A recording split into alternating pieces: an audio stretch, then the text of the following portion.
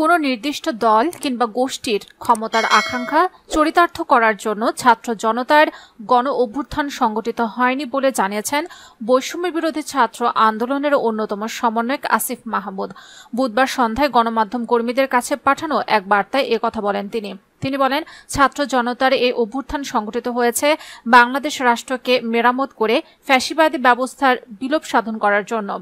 গণ অভ্যুত্থানে গঠিত অন্তর্বর্তীকালীন সরকারের দায়িত্ব হবে ছাত্র নাগরিকের আশা আকাঙ্ক্ষার বাস্তবায়ন করা, কোনো নির্দিষ্ট দল কিংবা গোষ্ঠীর ক্ষমতা আকাঙ্ক্ষা চরিতার্থ করার জন্য নয়।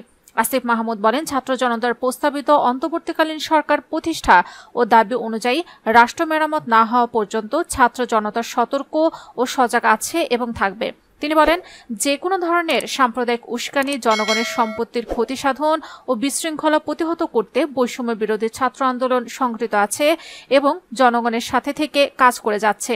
শান্তি প্রতিষ্ঠায় যুদ্ধ করেছে আমরা, এখন আবার দায়িত্ব নিয়ে সে যুদ্ধের ক্ষয়ক্ষতিও নিরাময় করছি। ভলান্টারি অ্যাক্টিভিটির মাধ্যমে দেশের দায়িত্ব নেওয়া ছাত্র জনতাকে স্যালুট জানাই।